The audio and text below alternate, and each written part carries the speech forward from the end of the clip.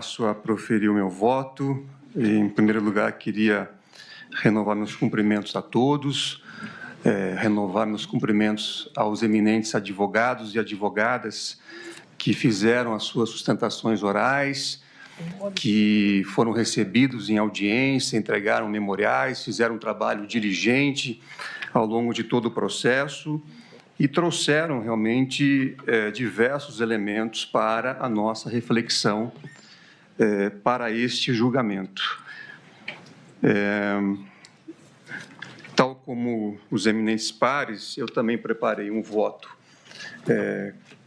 com algumas centenas de páginas, mas não farei a leitura, farei uma apresentação do voto, até porque muitos temas já foram exaustivamente abordados aqui ao longo das sessões.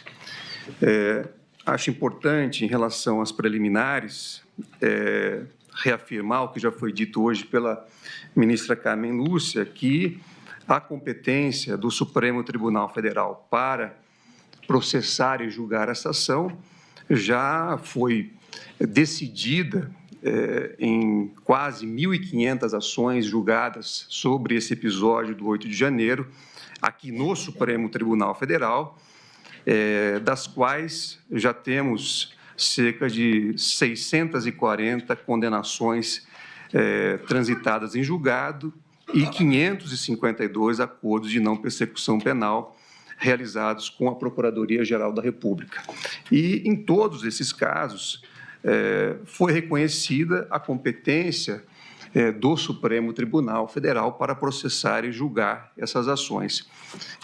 Já naquele primeiro julgamento que ocorreu no plenário, a maioria, pelo menos, compreendeu que havia conexão das investigações e ações com o inquérito 4.878, que trata dos crimes praticados por milícias digitais e fake news, e também, posteriormente, essa competência foi reforçada com o julgamento do habeas corpus 232.627, da relatoria do ministro Gilmar Mendes. Também a primeira turma já distinguiu a situação do presidente da República em exercício, o que, por força do artigo 86 da Constituição Federal, atrai um regime jurídico diferenciado, a justificar o julgamento do plenário e a situação de ex-presidentes da República que estão afetos à norma do artigo 9º, a linha M do Regimento Interno do Supremo Tribunal Federal, com a competência das turmas para julgamento. Eu, no meu voto, faço referência aqui à fundamentação que foi apresentada em diversos julgados nessa mesma direção, para concluir, pedindo vênias compreensões em sentido contrário, pela competência do Supremo Tribunal Federal e dessa primeira turma para o julgamento da ação penal. Em relação à tese de cerceamento de defesa por document dump, que foi também trazida e reforçada, é importante lembrar que, como já foi dito aqui pelo ministro Alexandre de Moraes, inúmeras vezes, todos os documentos que foram carreados aos autos pela Polícia Federal foram disponibilizados à defesa através de link específico. Sua Excelência, o eminente relator, em decisão proferida no dia 12 de maio de 2025, determinou que fosse encaminhado esses links com todo o material disponibilizado pela Polícia Federal para as defesas constituídas pelos réus da presente ação. Então, o fato, na verdade, de ser um material amplo, na verdade, não configura, não pode configurar nenhum cerceamento de defesa, porque as defesas receberam o material, tiveram a oportunidade de fazer a análise que entendiam cabível e trazer, eventualmente, algum tipo de demonstração de que os documentos apresentados pela Polícia Federal ou pela Procuradoria-Geral da República não eram fidedignos. Pois não, ministro Alexandre? Permite, ministro. Pois não. Presidente, agradeço, presidente. Exatamente, e só para recordar, é que nenhum desses documentos, nenhuma dessas citadas provas que Vossa Excelência recordou, as defesas pediram, nada disso foi utilizado pela Procuradoria-Geral, antes pela Polícia, pela Procuradoria-Geral, e em nenhum dos votos até agora dados, seja para condenar, seja para absolver. Porque, na verdade, não se entendeu haver pertinência. Há, inclusive, e eu, quando a defesa requereu, as defesas requereram, eu autorizei e coloquei que determinadas partes deveriam manter sigilo, porque são vídeos extremamente pessoais, áudios extremamente pessoais, não tem nenhuma pertinência com o processo.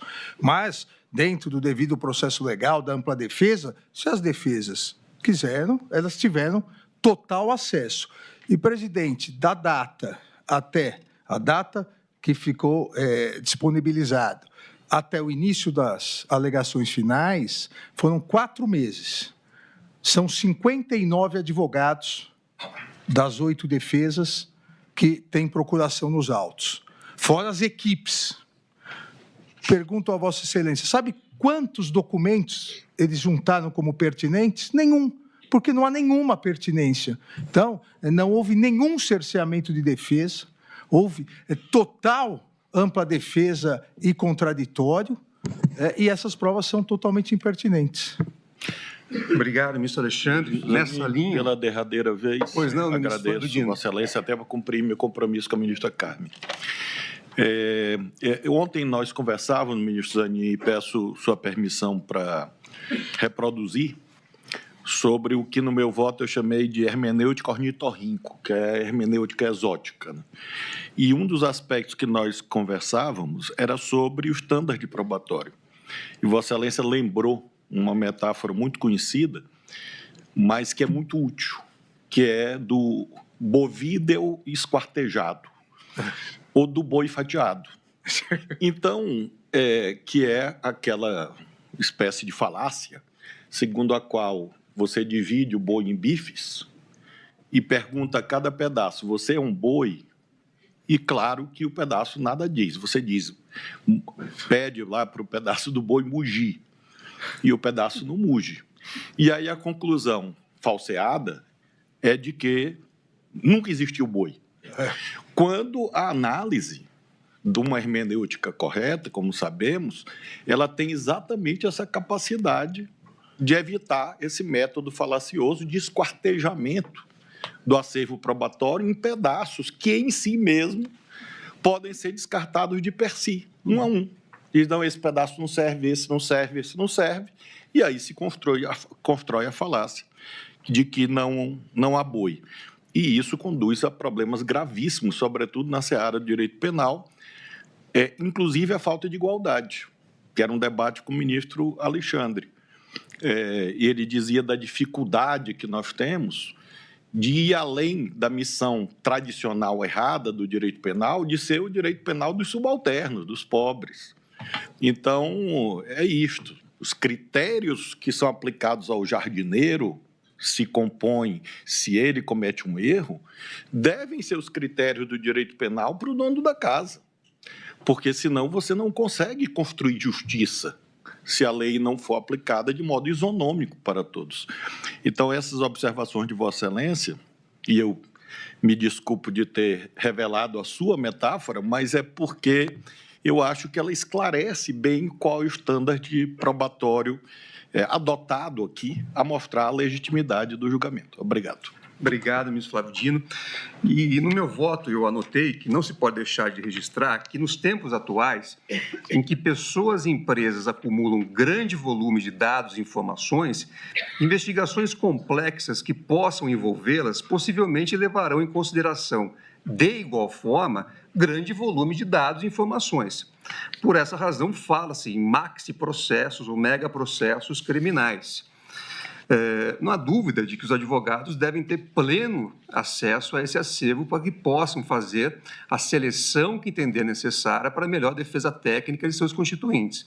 Muitas vezes, esse acesso pressupõe o auxílio de especialistas em informática ou em acesso a dados e dispositivos, cabendo aos causídicos identificarem e terem à disposição profissionais que possam auxiliá-los nessa empreitada. No caso concreto, entretanto, não há negativa de que foi disponibilizado todo o material probatório às defesas técnicas. Ao contrário, nas sustentações orais, houve a confirmação de que todo o material foi disponibilizado pelo eminente ministro relator. Então, se houve alguma dificuldade de manipulação do material, caberia aos ilustres advogados buscarem o auxílio técnico que mencionei, o que não identifiquei nos autos. Tampouco foi trazido, como foi lembrado aqui pelo ministro Alexandre de Moraes, o eminente relator, até a última manifestação das defesas técnicas, qualquer documento ou informação que tenha sido coletado no acervo fornecido que possa infirmar as acusações veiculadas pela Procuradoria-Geral da República. Então, nessa direção, também pedindo vênia as compreensões em sentido contrário, eu entendo que não está aqui configurado nenhum cerceamento de defesa. Aqui, todos nós somos juízes, mas temos experiências diversas a partir das nossas carreiras profissionais. E eu me lembro, como advogado, ter trabalhado com arquivos de 80, 100 terabytes, inclusive sem a disponibilização por link ou por qualquer outro meio, mas sim trabalhando dentro de sala-cofre da Polícia Federal fazendo análise. Então, aqui, inclusive, foi, ao meu ver, facilitado o trabalho das defesas a partir do encaminhamento da íntegra do material na forma decidida pelo eminente relator. Então, desse modo, reforço pedindo vênia às compressões em sentido contrário, não identifico nenhuma espécie de cerceamento de defesa.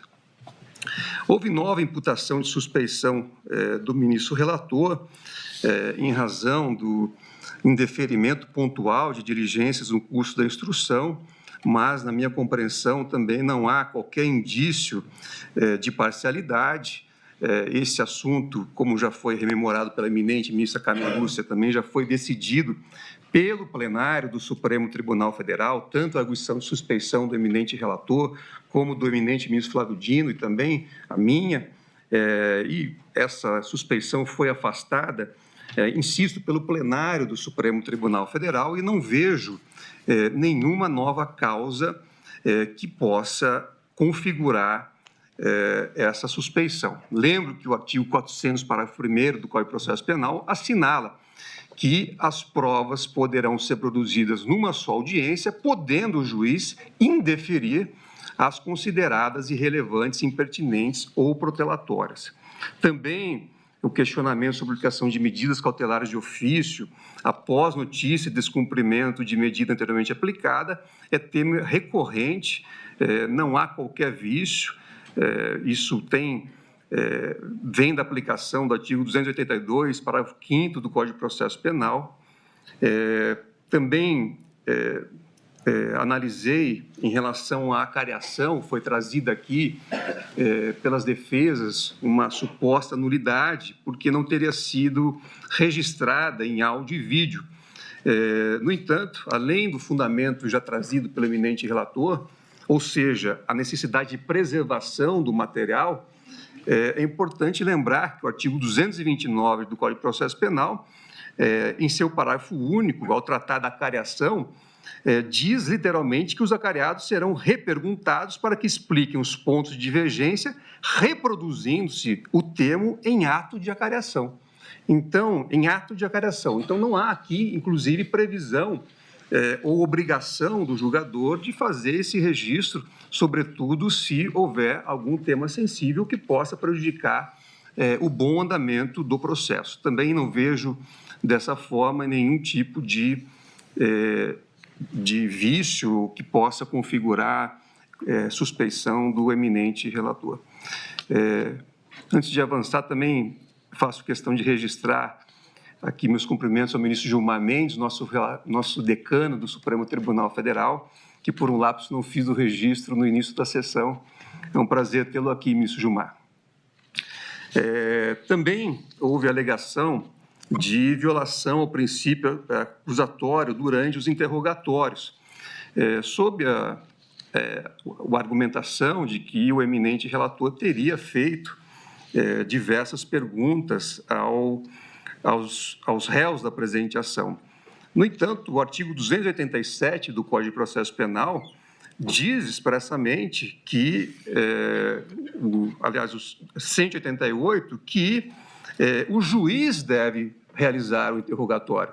O artigo 188 diz: após proceder o interrogatório, o juiz indagará das partes se restou algum fato a ser esclarecido, formulando as perguntas correspondentes se o entender pertinente e relevante. Diferentemente de outros procedimentos, como o Tribunal do Júri, em que esse formato é diferente, no processo comum, como é o caso, cabe ao juiz efetivamente realizar o interrogatório por força de expressa disposição legal. Pois não, ministro Alexandre. Presidente, só uma complementação que Vossa Excelência disse, exatamente porque o interrogatório no processo comum é o momento da defesa pessoal, da autodefesa. Por isso que o juiz, inclusive, para verificar quais as dúvidas que tem para julgar, o juiz pergunta diretamente e, como Vossa Excelência colocou, as partes, elas complementam. Obviamente, e já discutimos isso aqui, o réu ou os réus podem alegar o direito ao silêncio, mas quem inicia as perguntas até para permitir que o réu possa mostrar ao juiz a sua inocência. Obrigado, presidente. Exato. É dessa forma que está previsto o ato em lei. Como eu disse, há outras hipóteses, como o Tribunal do Júri, em que as partes fazem a pergunta por meio do juiz, mas não é o caso aqui dos autos. Então, também não vejo nenhuma violação ao princípio acusatório com o devido respeito. Sobre a pretensão de suspensão do processo em relação ao crime de organização criminosa, alegada por parte da defesa de Alexandre Ramagem.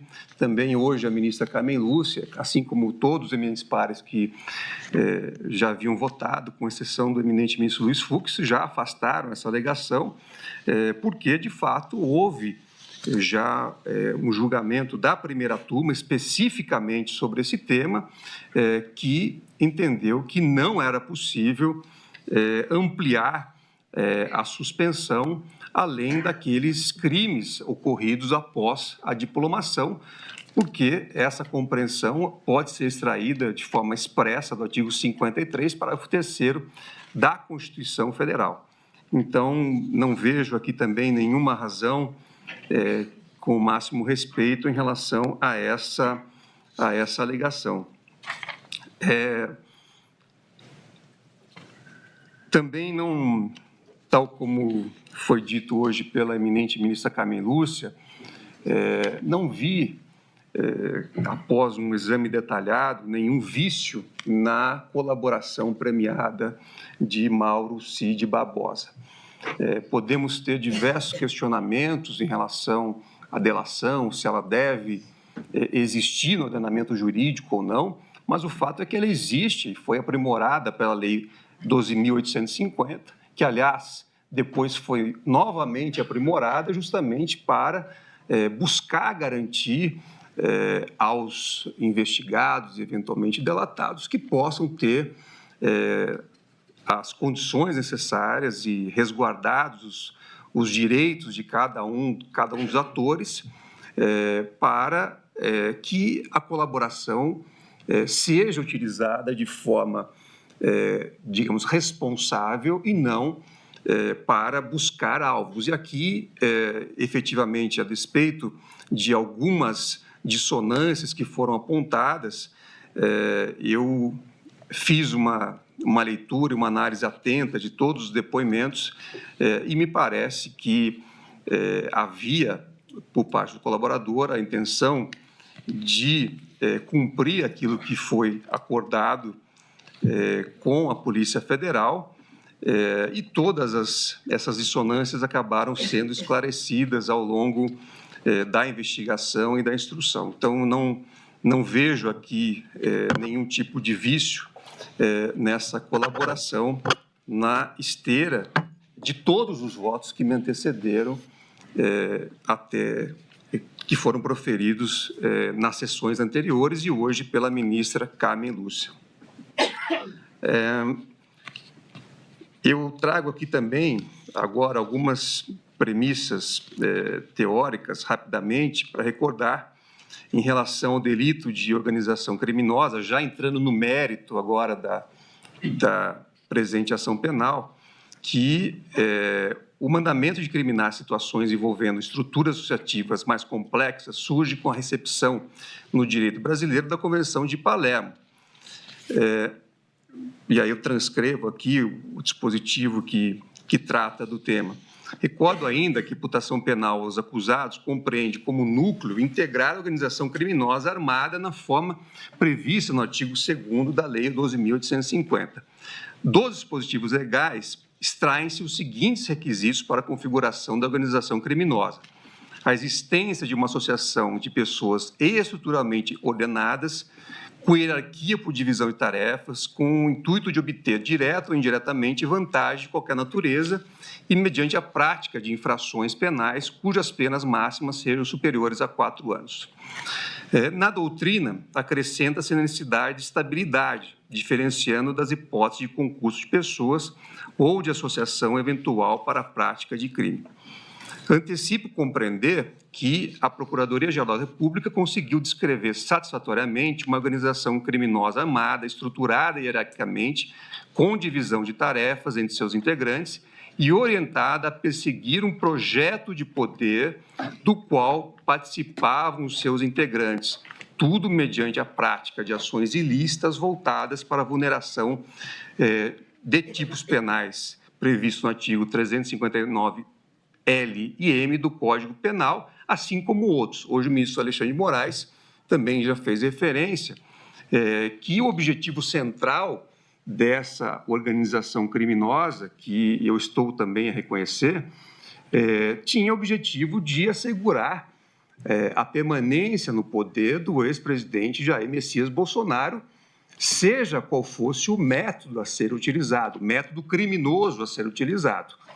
E isso, de fato, na minha compreensão, está configurado. Segundo a denúncia, o ex-presidente da República, Jair Messias Bolsonaro, contando com o auxílio direto de Walter Souza Braga Neto, que foi ministro da Casa Civil e da Defesa de seu governo, Augusto Heleno Ribeiro Pereira, então chefe de Gabinete de Segurança Institucional, Anderson Gustavo Torres, ministro da Justiça, que também exerceu o cargo de secretário de Segurança Pública do Distrito Federal, Alexandre Ramage Rodrigues, delegado de Polícia Federal, que à época exercia o cargo de diretor-geral da BIM, e Mauro César Barbosa Cid, seu ajudante de ordens, constituiu e estabeleceu uma organização estável com duração superior a 1 ano, cujo planejamento descrito em inúmeros documentos apreendidos previa ações coordenadas voltadas para a permanência, a revelia do processo eleitoral e, pois, da vontade popular no poder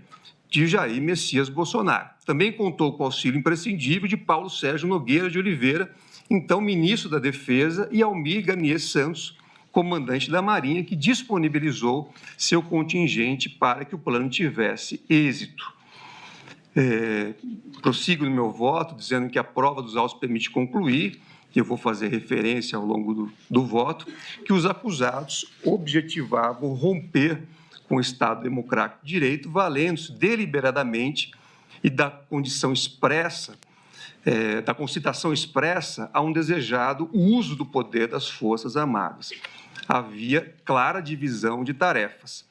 Jair Messias Bolsonaro, apontado como líder da organização criminosa, diante da sua posição de comando, referendada pela prova documental, que indica que todos procuraram a ele se reportar, além de ser o maior beneficiário das ações da organização criminosa.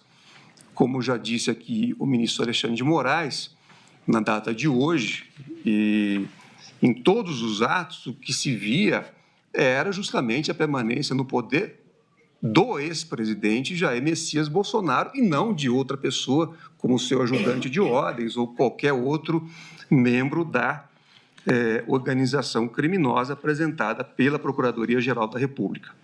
Augusto Heleno e Alexandre Ramagem teriam prestado auxílio psíquico, elaborando planejamento detalhado, constituindo discursos para fomentar a narrativa golpista e viabilizando o uso da BIM para monitoramento de pessoas e interesses da organização. Anderson Gustavo Torres, na condição de ministro da Justiça e Segurança Pública, teria atuado para a difusão de notícias sabidamente falsas sobre o sistema eletrônico de votação, além de ter empregado sua posição para viabilizar a ação indevida da Polícia Rodoviária Federal no segundo turno das eleições, em que grupos de eleitores foram alvo de operações de trânsito destinadas a dificultar o acesso aos locais de votação. Mais do que isso, na condição de secretário de Segurança Pública do governo do Distrito Federal, viajou às vésperas do dia 8 de janeiro, ignorando o risco elevado de convulsão social, já monitorada em grupos de redes sociais entre integrantes das forças de segurança. Mauro César Barbosa Cid, ajudante de ordem, seria o porta-voz de Jair Messias Bolsonaro e responsável pela transmissão de orientações e informações aos demais membros do grupo. Paulo Sérgio Nogueira de Oliveira, na condição de ministro da Defesa, seria responsável por endossar a narrativa de descredibilizar o sistema eleitoral, utilizando-se, inclusive, de estrutura do Ministério da Defesa para tanto. Ainda, segundo a Procuradoria-Geral da República, assumiu o papel voltado a articular o convencimento da adesão de comandantes das Forças Armadas às ações do grupo. Almir Garnier Santos, por seu turno, deveria fornecer auxílio material, viabilizando-se a adesão da Marinha aos insurgentes quando fosse decretado o golpe de Estado. Walter Souza Braga Neto, ex-ministro de Jair Bolsonaro e seu candidato à vice nas eleições de 2022, figurou como um dos integrantes do gabinete de crise a ser instituído após a deflagração do golpe e atuou incisivamente nos momentos de intensificação das ações do grupo, sobretudo em relação à execução do plano Punhal Verde Amarelo, que previa o monitoramento, e, como já foi dito aqui, a neutralização dos candidatos eleitos e do eminente ministro relator, com o uso de integrantes armados das Forças Especiais do Exército. Ainda atuava na articulação com os apoiadores do grupo, que se encontravam acampados à frente dos quartéis. O longo iter criminis apresentado pela peça acusatória e comprovado por meio dos documentos apreendidos, com o registro de diálogos entre os integrantes da organização e com terceiros, depoimentos coletados na fase policial e durante a instrução, revela, por seu turno, a estabilidade da organização e o próprio direcionamento das ações, antes e depois das eleições de 2022, revela a continuidade do projeto em torno do escopo maior da organização, que era a manutenção de um grupo específico no poder, independentemente, friso, da vontade popular. Os elementos coletados, por fim, demonstram à sociedade que a organização se valeu de ameaça de se recorrer ao poder incontrastável do Estado, recorrendo-se às Forças Armadas, com o objetivo de impedir o regular funcionamento dos poderes da República, assim como depor um governo eleito de forma legítima. Em relação aos artigos 359L e 359M do Código Penal, até 2021, esses tipos tutelavam a estrutura do Estado brasileiro, que tutelam a estrutura do Estado brasileiro, estavam previstos na Lei de Segurança Nacional.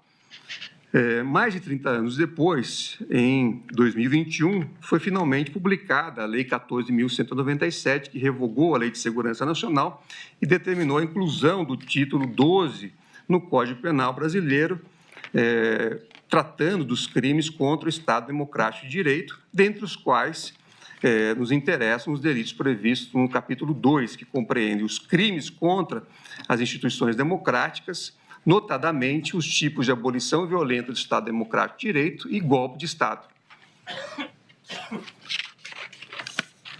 O contexto da promulgação da legislação, em meio ao incremento da tensão entre o Poder Executivo Federal e o exercício de função contra-majoritária pelo Supremo Tribunal Federal, eu tratarei também no voto. A importância de uma legislação que tutele o Estado Democrático de Direito avulta diante do histórico de irrupções contra a ordem democrática e de insurreições que, desde o advento da República, assolaram o país. Basta rememorar a sequência de golpes de Estado vivenciados pelo Brasil, como é o caso do período chamado Estado Novo, bem como no regime militar instalado após o golpe de 64. Embora a doutrina sustente uma continuidade normativa entre o tipo do artigo 17 da Lei de Segurança Nacional e o artigo 359-L do Código Penal, a nova legislação representou simbolicamente uma opção do legislador para que houvesse uma tutela efetiva do Estado Democrático de Direito, por meio de normas penais compreendidas como instrumentos de autodefesa democrática, para usar a expressão de Adhemar Borges. A virulência das agressões no dia 8 de janeiro de 2023 reafirma a necessidade da tutela penal do Estado Democrático de Direito. Nas palavras de Rodrigo Sanches Rios e Vitor Costa, a defesa da democracia pressupõe, antes de mais nada, a identificação dos meios à sua disposição para prevenir, reprimir e imunizar o sistema político contra agressões advindas de pretensões autoritárias. Nessa linha, e trago no meu voto diversos outros elementos, entendo que a responsabilização adequada e nos termos da lei dos agentes que buscam a ruptura institucional é elemento fundamental para a pacificação social e consolidação do Estado Democrático de Direito. Também é preciso fixar a correta compreensão da tipificação das ofensas penais como delitos de atentado ou de empreendimento, como já foi aqui trazido também nos votos que me antecederam, enfim, sobre a natureza desse tipo ou desses tipos penais. A definição do momento do início da execução é a linha que separa os atos preparatórios não puníveis da consecução de um delito de atentado punível. Na doutrina penal, ao se buscarem alternativas para determinar o exato momento do início da execução, há teorias que enfatizam, ora, aspectos subjetivos, ora, aspectos objetivos, ou que procuram combinar ambos os aspectos. E aqui eu trago uma análise detalhada sobre a teoria subjetiva, teoria objetiva da conduta, as teorias objetivo-materiais, que já foram referidas também pelo ministro Flávio Dino, para dizer que as teorias objetivo-materiais buscam traçar fundamentos de critérios materiais para determinar o início da execução. Em sua versão original, que remete à concepção de Reinhard Frank, serão atos de execução aqueles que possuem uma pertinência com a ação típica e, por um juízo natural, podem ser tidos como pertencentes à conduta típica. Adicionam-se, portanto, os critérios da imediatidade temporal e do perigo concreto para o bem jurídico. Também faço aqui uma análise da teoria do ato parcial, desenvolvida na Alemanha, também com o objetivo de delinear uma fórmula delimitadora. Segundo essa teoria, o início da execução se verifica com a prática de condutas que, de acordo com o plano do autor, estão estreitamente vinculadas ao comportamento descrito no tipo penal, que não subsistem atos intermediários entre elas e a realização típica. Trago aqui a lição também no meu voto de Klaus Roxin, segundo a qual a determinação do último segmento de ato parcial é depreendida por meio de dois critérios: a conexão entre as esferas do autor e da vítima e a vinculação temporal entre a conduta e o resultado esperado.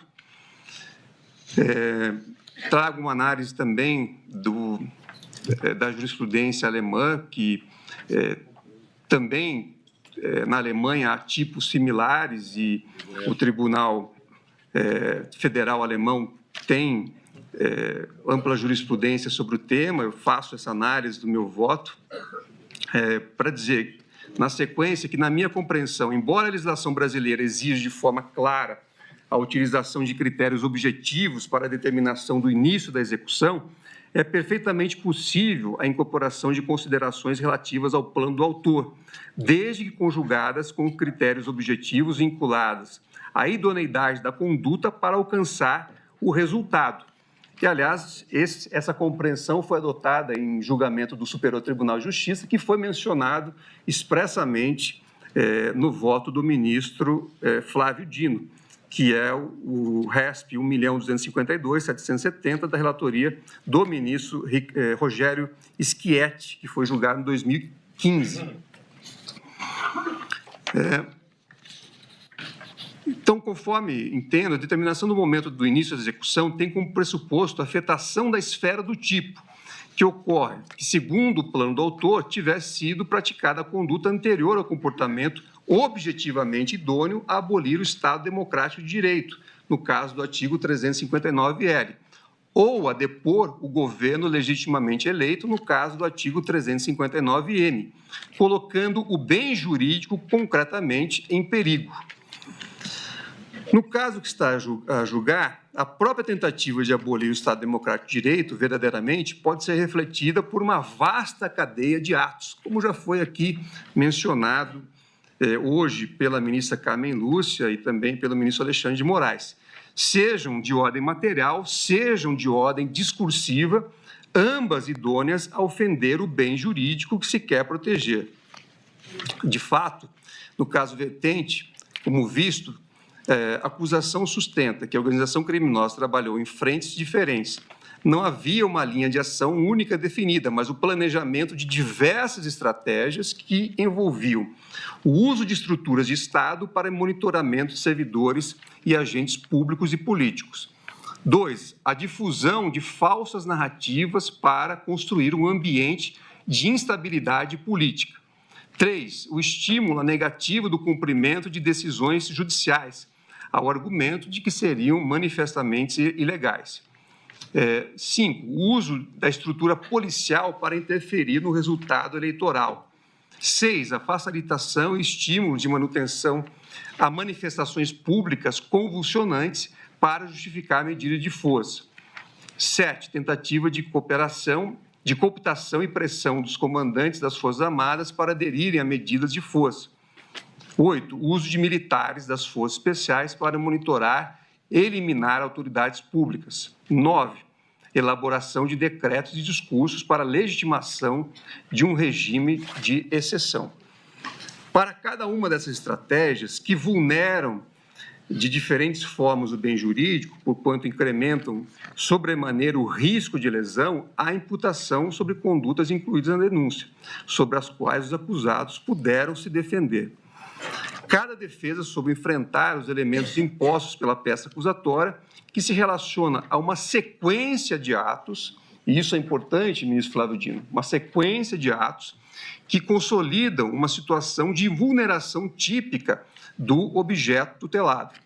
Em suma, que apontam para a situação de tentativa de restrição, o tipo faz referência a essa palavra, ao exercício do Poder Judiciário ou que evidenciam a contribuição para a tentativa de deposição do governo legitimamente eleito.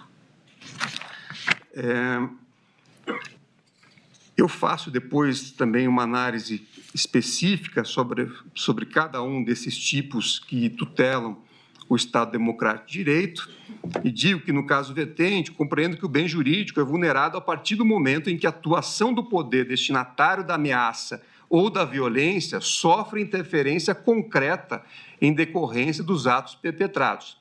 E, para ficar em único exemplo, tenho que a sistemática de veiculação de ameaças públicas a poderes constituídos e a ministros do Supremo Tribunal Federal, como um recurso à retórica das Forças Armadas, tinha capacidade potencial de afetar o livre exercício do Poder Judiciário, tanto que houve a necessidade de um esforço institucional bastante grande para preservar a integridade do processo eleitoral e neutralizar efeitos desestabilizadores das graves ameaças proferidas. E faço aqui referência à lição de Adhemar Borges. Também recordo que o objeto da tutela é o Estado Democrático de Direito, sobressaindo o elemento normativo que diz respeito ao meio de execução da tentativa, promovida por violência ou grave ameaça. Entretanto, diferenciam-se significativamente na forma pela qual tutelam o Estado Democrático de Direito, tanto o artigo 359-L como o M. Então, eles não se confundem e também não há que se cogitar, por isso, do princípio da consunção. Pois não, ministro Flávio Dino. Ministro Zanin, apenas para frisar uma lembrança inédita até aqui no julgamento, sua, que eu acho de altíssima importância nessa quadra difícil que o regime democrático atravessa no mundo. Sabemos bem que aquilo que o ministro Alexandre chama de populismo, de extremismo, enfim, lamentavelmente não é um fenômeno apenas brasileiro, é um pouco espírito do nosso tempo. E no caso brasileiro, creio que esse julgamento é um sinal muito importante para o Brasil também, esperamos nós, para outras experiências democráticas, e é muito importante o ato de Vossa Excelência de sublinhar que não é só impedir, restringir. E isso tem uma eficácia profilática muito importante para outros casos. Ontem mesmo eu representei a Polícia Federal porque passaram o dia milhares de postagens dizendo que eu devia ir para o Nepal, ou que iam fazer o Nepal aqui, e que iam tocar fogo nas casas das pessoas. E eu sempre me preocupo muito com isso, porque nós sabemos que essas coisas, infelizmente, ganham materialidade. Então, do ponto de vista preventivo, é muito, muito relevante a lembrança de Vossa Excelência. Não é só impedir, restringir. Também. Obrigado. Presidente. Pois não, ministro. Mas só uma observação. O que eu denomino, corretamente foi dito pelo ministro Flávio, mas é um pouco mais amplo, é o novo populismo digital extremista.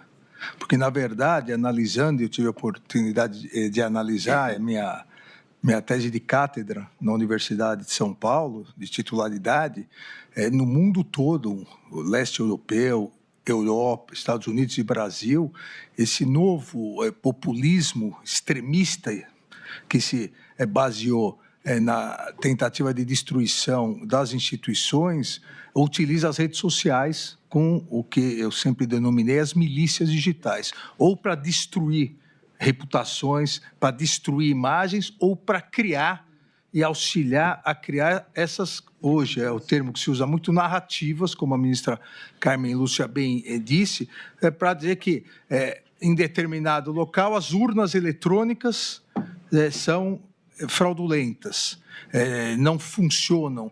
Então, na verdade, eles não atacam mais a democracia, atacam os instrumentos que levam à democracia. Se as urnas eletrônicas são manipuladas, se a justiça eleitoral é manipulada, não é que eu não sou democrata, eles não são. Então, vamos acabar com isso, damos o golpe até conseguirmos retornar. Então, é muito grave o que vem acontecendo no mundo todo e foi muito grave o que aconteceu no país. Obrigado, presidente. Imagina. E por isso, aliás, eu já disse aqui no início do meu voto, quer dizer, é necessário haver instrumentos para garantir o Estado Democrático de Direito. E esses dispositivos, o 359L e o M, têm exatamente essa finalidade. Nós temos os instrumentos.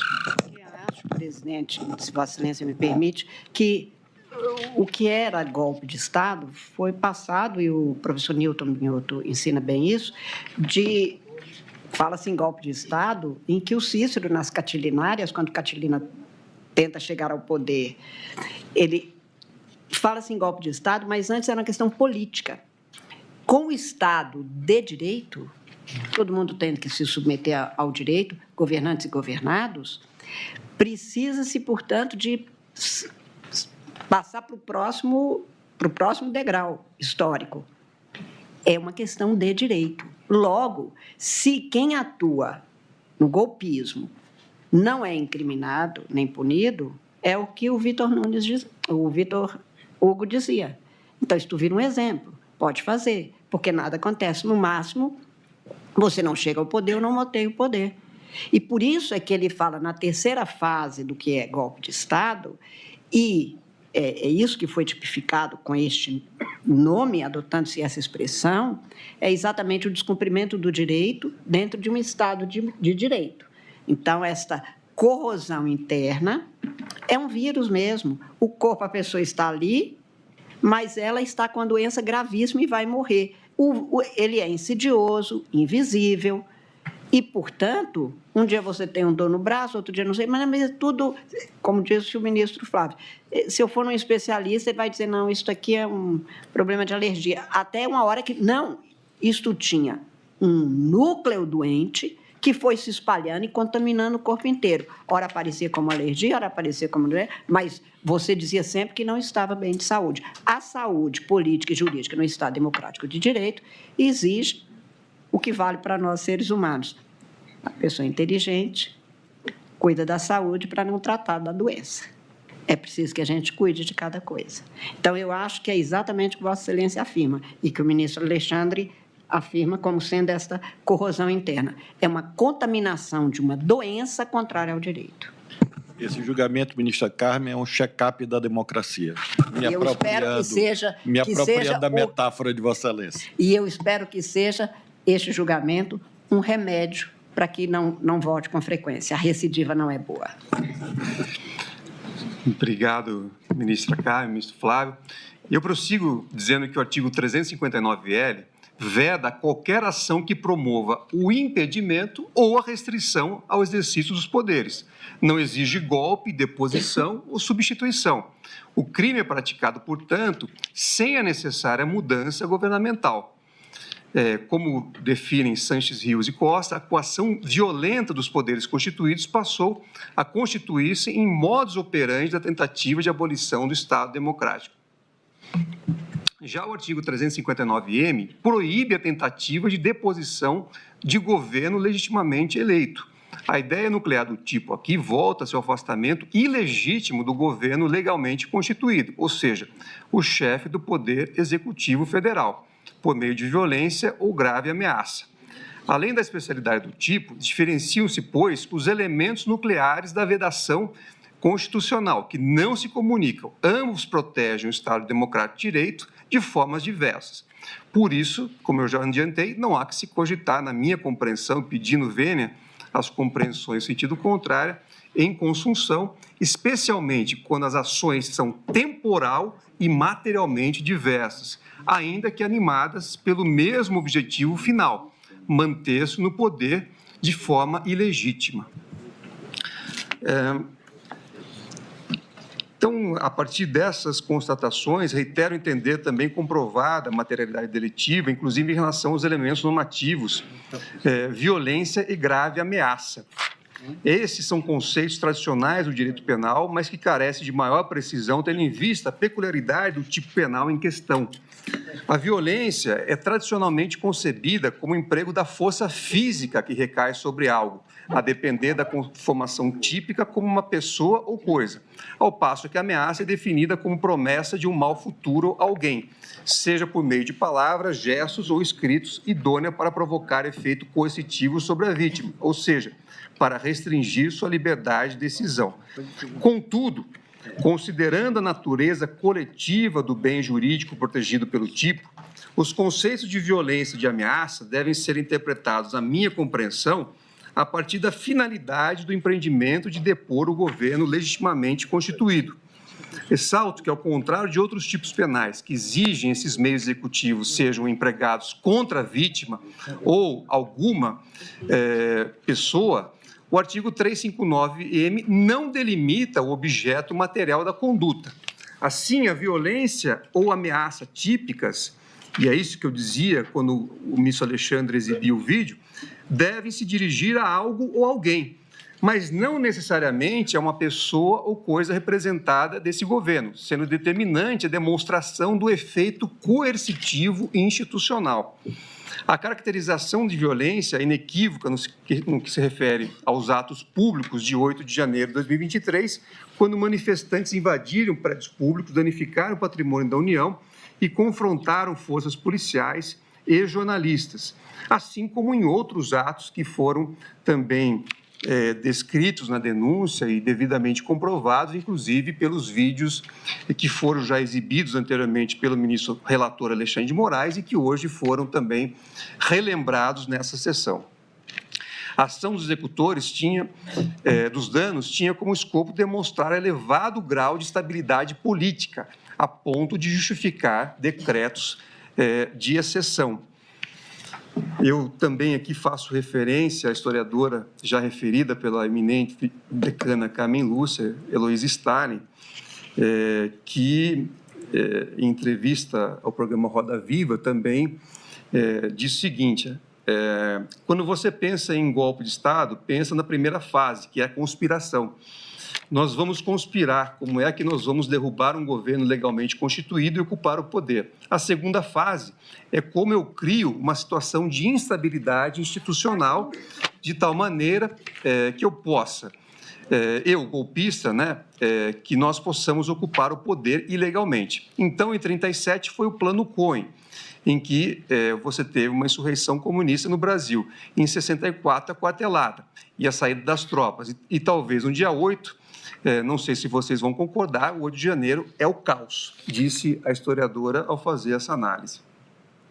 Como já mencionei no voto que proferi quando recebimento da denúncia, o recorrente recurso à possibilidade de intervenção militar, como foi também reiterado hoje aqui pelo ministro relator Alexandre de Moraes, também constituiu uma forma de constrangimento ameaçador. A contingência foi reiteradamente sugerida por alguns dos acusados em manifestações públicas, incluindo situações documentadas em que o então presidente da República atacou a atuação do presidente do Tribunal Superior Eleitoral. O elemento normativo grave ameaça, presente nos artigos 359L e 359M, pode configurar, portanto, em tese, pela sugestão de medidas de exceção em absoluto e manifesto descompasso com as restritas hipóteses constitucionais, exarada pelo comandante em chefe das Forças Armadas ou por integrante do alto escalão de governo, sob pretexto de críticas à atuação de outro membro do poder e com o uso de informações sabidamente falsas. Configura-se assim, entendo, um expediente ameaçador voltado para constranger o livre exercício dos poderes constituídos. Em relação aos crimes previstos no artigo 163, parágrafo único, inciso 1, 3 e 4 do Código Penal e 62, inciso 1 da Lei 9.605, de 98, também imputados na denúncia apresentada pela Procuradoria-Geral da República. Entendo que não há grandes questionamentos, sequer pelas defesas, acerca da materialidade do crime de dano. A denúncia e os documentos que acompanharam registraram um prejuízo global significativo. 3.500.000 no Senado Federal, R$ 2.717.868,08 na Câmara dos Deputados, mais de 9 milhões apenas com obras de arte no Palácio do Planalto e R$ 11.413.654,84 neste Supremo Tribunal Federal, excluído dessas contas os bens de valor inestimável. Então, também esses crimes me parecem amplamente demonstrados. Registro ainda que o preceito secundário dos tipos do artigo 359L e 359M do Código Penal impõe um concurso material desde que reconhecidos o liame subjetivo das ações engendradas por cada um dos agentes e as ações danosas perpetradas. Vale dizer, se os agentes assumiram o risco por suas ações de ocorrência do resultado danoso ou se constituíram significativamente para que, ou se contribuíram, significativamente para que ele ocorresse. Outra premissa teórica diz respeito aos pressupostos de punibilidade do concurso de pessoas nos delitos imputados. Parte das teses defensivas procura atribuir à participação de caráter quase insignificante ou atribui resultado de participação um reflexo do pretenso ato preparatório impunível.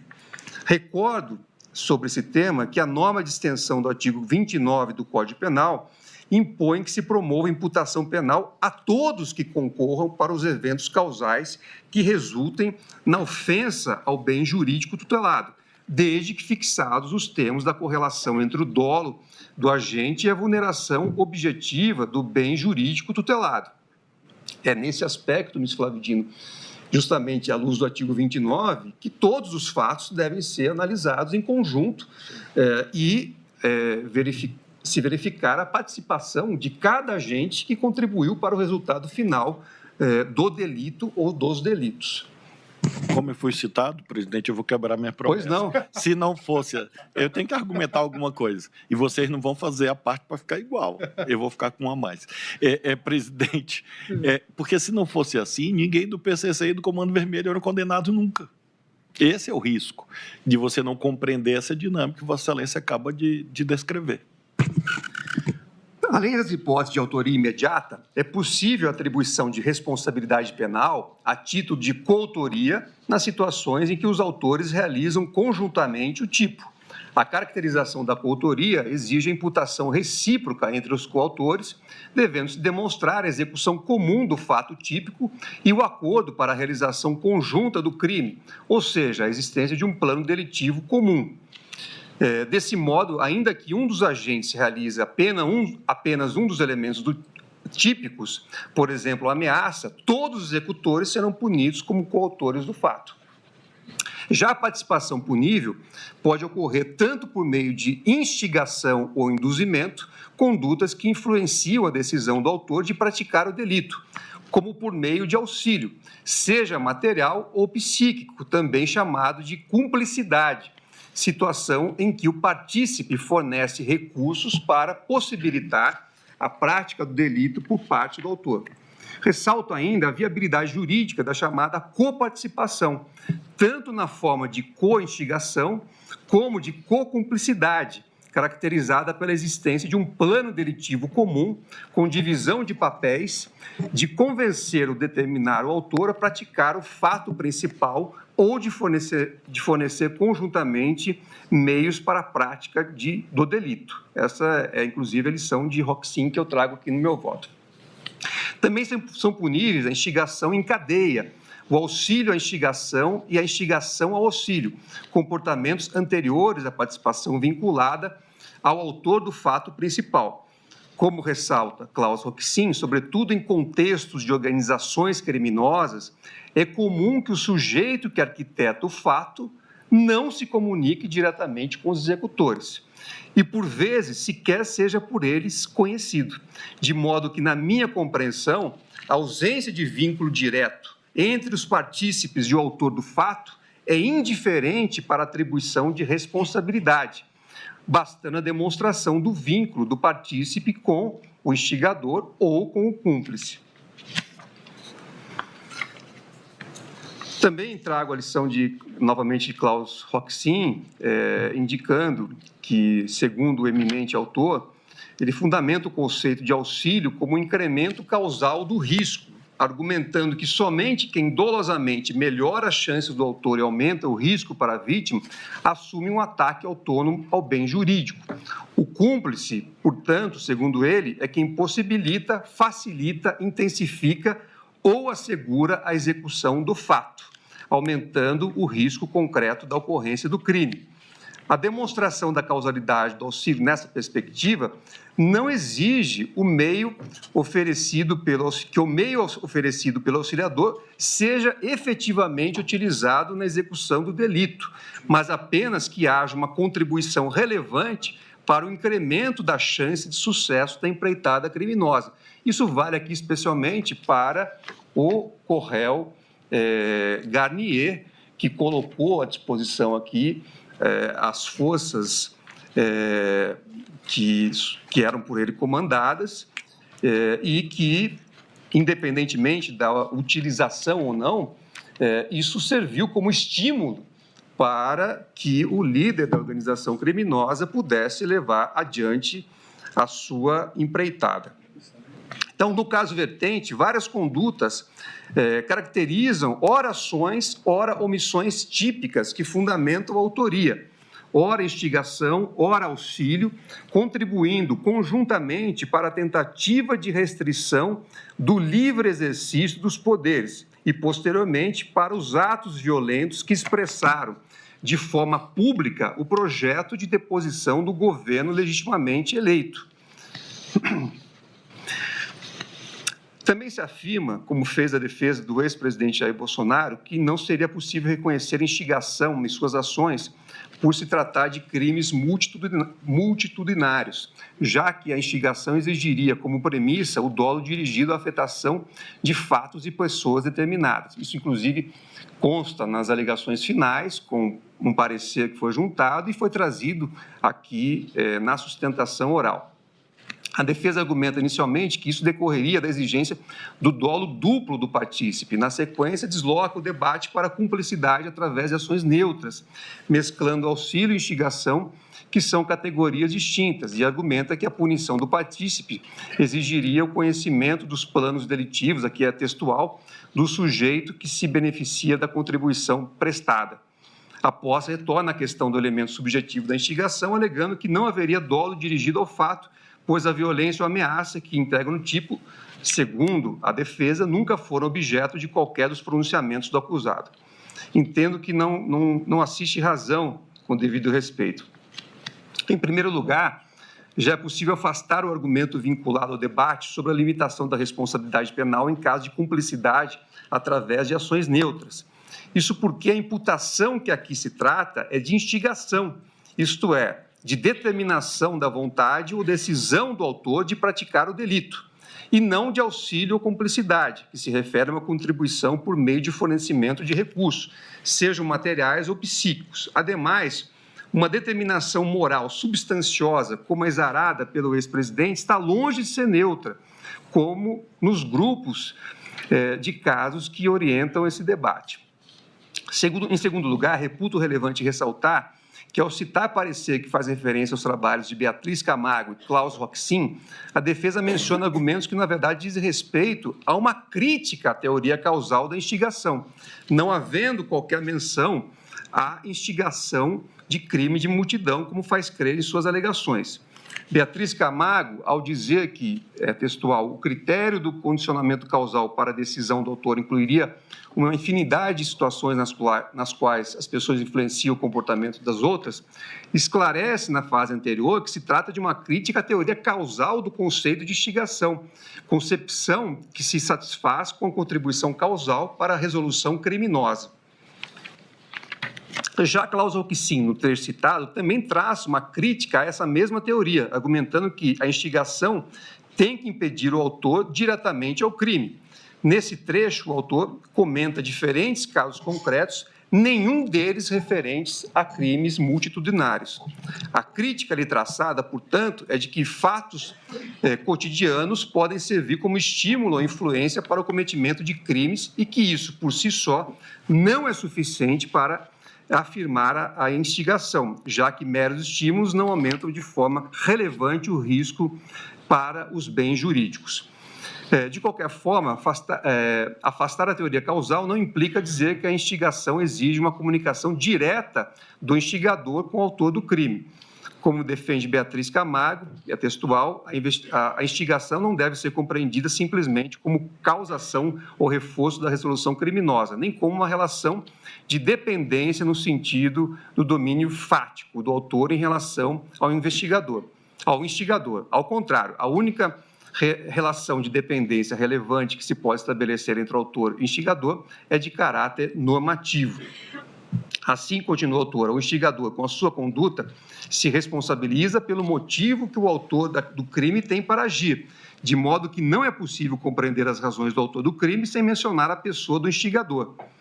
Dessa forma, o mero fornecimento de conselhos não seria prima facie suficiente para caracterizar a instigação, mas, conforme entendo, a incitação pública e reiterada pode caracterizá-la, notadamente no caso dos autos, em que o acusado, o ex-presidente Jair Messias Bolsonaro, proferiu discursos exaltados em recorrentes manifestações públicas nas quais difundiu notícias falsas sobre a idoneidade de pessoas e instituições, inflamando a população a partir de um discurso de perseguição e aduzindo sempre a possibilidade de se recorrer ao apoio das Forças Armadas.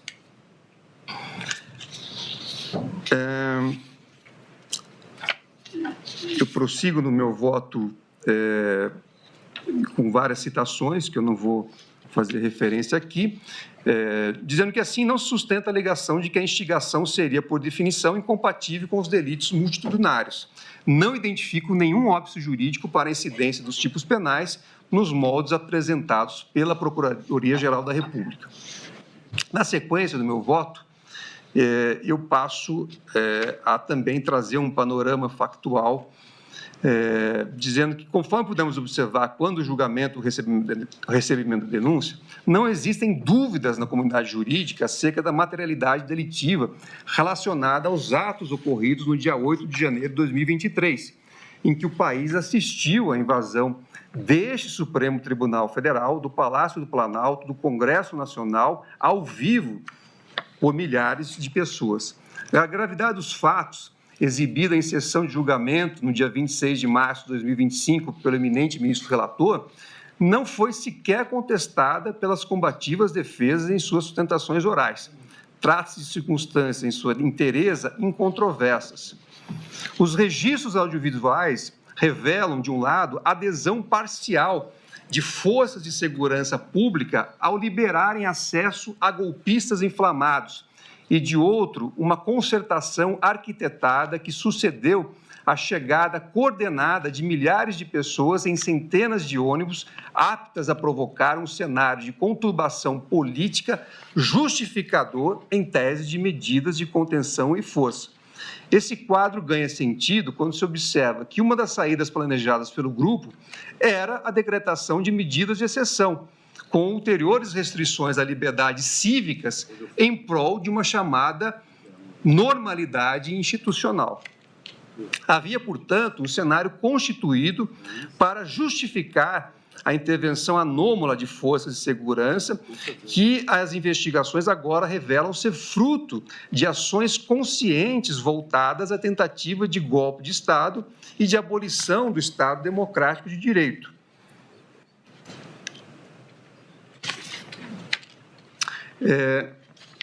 Já no momento do recebimento de denúncia, eu fazia referência que os acusados, como eu já disse aqui, constituíram uma organização criminosa com estrutura hierárquica, divisão de tarefas lideradas pelo ex-presidente da República, Jair Messias Bolsonaro.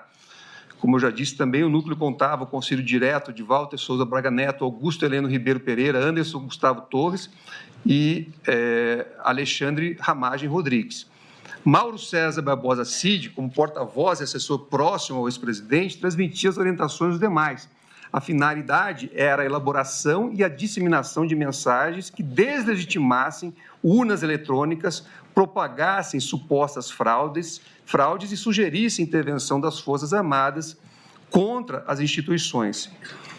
Também as investigações mostram que o grupo atuava em lives, transmissões desde meados de 2021, incitando publicamente as Forças Armadas a agirem contra as instituições democráticas, inclusive para modificar os resultados das eleições desde meados de 2021. Documentos apreendidos na sede do Partido Liberal, como pasta Memórias Importantes, com alusão à Operação 142, já referida aqui pela ministra Carmen Lúcia, detalhavam estratégias de ofensa ao Supremo Tribunal Federal, propugnando anulação de eleições, prorrogação de mandatos, substituição do TSE e interrupção do processo de transição. Outro documento encontrado na sala de Jair Bolsonaro, no PL, e no celular de Mauro César Barbosa Cid, tratava de declaração de estado de sítio, de operação da garantia de lei e da ordem, indicando plano de ruptura democrático difícil de desmentir. Reuniões ministeriais, como a de 5 de julho de 2022, com Jair Bolsonaro, membros do governo e comandantes militares, serviram para difundir o discurso da vulnerabilidade do sistema eleitoral. A participação dos outros denunciados também foi detalhada. Augusto Heleno e Alexandre Ramagem, por exemplo, planejaram o uso ilegal da estrutura de inteligência do Estado, instalando uma estrutura paralela da BIM para produzir desinformações e localizar alvos específicos. Anderson Gustavo Torres, no Ministério da Justiça, foi secretário de Segurança Pública do Distrito Federal e teve participação também na difusão de notícias falsas sobre o sistema eletrônico de votação e contribuiu para uma ruptura institucional, buscava contribuir para uma ruptura institucional ao não cumprir seus deveres de segurança no 8 de janeiro de 2023, além de usar indevidamente a Polícia Rodoviária Federal. No contexto da minuta do decreto de rompimento da ordem, o general Paulo Sérgio Nogueira de Oliveira e o almirante Almir Garnier Santos foram apontados como favoráveis ao plano, ao contrário do general Freire Gomes e do tenente brigadeiro Batista Júnior, que a ele teriam se oposto. Almir Garnier Santos, na compreensão trazida pela Procuradoria-Geral da República e comprovada pelas provas coletadas, também se colocou à disposição de Jair Bolsonaro para a execução das ordens necessárias ao cumprimento do decreto. As investigações demonstram, e foram confirmadas durante a instrução, emprego de armas, violência e grave ameaça contra os poderes da República, com auxílio psíquico material a manifestantes, tanto nos eventos frustrados de 12 de dezembro de 2022, como em 8 de janeiro de 2023, resultando em danos patrimoniais à União e a bens tombados. Também prossigo no meu voto, enfim, detalhando cada ação que foi realizada por cada um dos réus. E também todos os documentos e materiais que foram apreendidos e trazidos aos autos e disponibilizados às defesas. E aí prossigo dizendo que há uma evidente conexão causal entre a propagação de falsas narrativas sobre a idoneidade das instituições republicanas e o fomento a ações violentas, que se acentuam no final de 2022, após o resultado eleitoral. A robusta prova de que a organização promoveu, em seguida, a insuflação popular, auxílio psíquico e material para permitir a instalação e manutenção dos acampamentos insatisfeitos com os resultados eleitorais, à frente dos quartéis, logo após a eleição de 2022. Esse apoio contou com agentes militares armados e com integrantes do alto escalão das Forças Armadas, que atuaram de forma estável no planejamento e na execução das ações de organização. Não bastasse, durante o processo eleitoral, precisamente no segundo turno, a acusação apresentou elementos robustos no sentido de que a organização criminosa atuou para que servidores elaborassem um documento chamado Business Intelligence, a fim de viabilizar a ação estruturada da Polícia Rodoviária Federal, no sentido de operar blitz nas proximidades de locais de votação em que o adversário político havia obtido mais votos. A prova documental, consubstanciada em fragmentos de áudios recuperados, porque apagados deliberadamente pelos agentes, mostrou-se reforçada pelo contundente depoimento da testemunha Clebson Ferreira de Paula Vieira, analista da Coordenação Geral de Inteligência do Ministério da Justiça e Segurança Pública.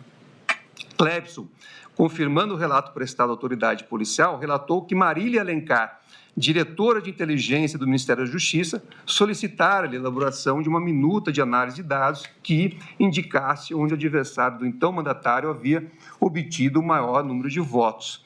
Em sequência, uma avaliação da distribuição do efetivo da Polícia Rodoviária Federal, o que lhe deixou apavorado, porque verificou no dia do segundo turno das eleições que houve operações policiais, inclusive em localidade da Paraíba, presente na lista de análise que havia feito para sua superiora. E aí eu prossigo com outros elementos do depoimento, dizendo: é evidente, pois, que a ação da organização criminosa integrada pelos acusados não se restringiu aos limites da liberdade de expressão e usou estrutura estatal armada em suas ações, ainda que não tenha chegado a deflagrar projéteis de arma de fogo. Observo ainda que a atuação do grupo prosseguiu e adquiriu contornos ainda mais gravosos após a derrota nas urnas. Visando a permanência no poder, o grupo trabalhou com hipóteses de recurso a medidas excepcionais, seja para a promoção de autogolpe, seja pela ulterior deposição do governo, que se buscava a ulterior deposição do governo legitimamente eleito, tal como narrou e demonstrou a Procuradoria-Geral da República. Houve, portanto, série de ações para manutenção e estímulo reiterado da permanência de acampamentos de manifestantes à frente de quartéis do Exército Brasileiro em diversas capitais. Como já havia exposto aqui no meu voto, o general Mário Fernandes Correl, processado em outro grupo da presente ação penal, esteve presente pessoalmente no acampamento de Brasília e dialogava com líderes do movimento, estimulando a permanência do movimento.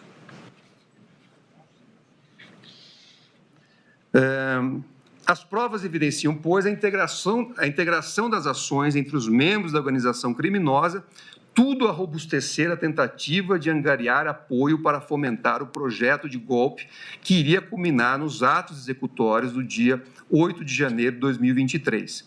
Autoridades foram monitoradas com a possibilidade real de morte, como se verificou pela revelação do plano Copa 22.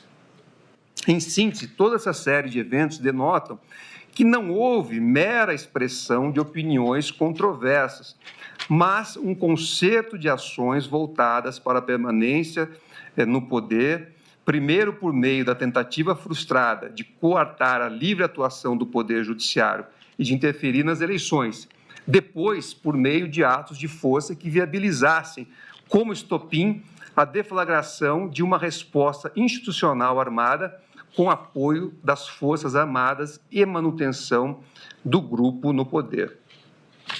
Por essas razões, reitero, não há como afirmar que a violência em relação a tais denunciados tem de estar vinculada necessária e exclusivamente ao evento singular do dia 8 de janeiro.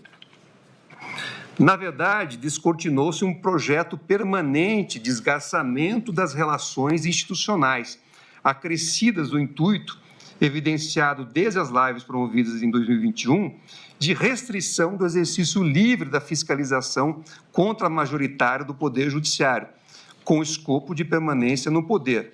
E as ações que se seguiram voltaram-se para esse constrangimento constante do Poder Judiciário, intensificando-se depois da eleição para o escopo de deposição do governo eleito. Essa sequência de atos não se constrói do dia para a noite, nem se consolida em atos únicos, delimitados facilmente no tempo e no espaço.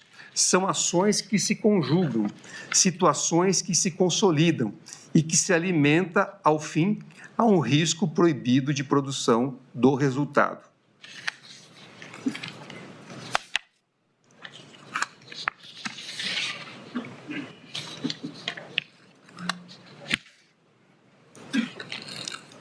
Eu depois também faço referência a diversas passagens aqui em relação aos diversos atos que foram narrados pela Procuradoria-Geral da República na denúncia e comprovados depois ao longo da instrução,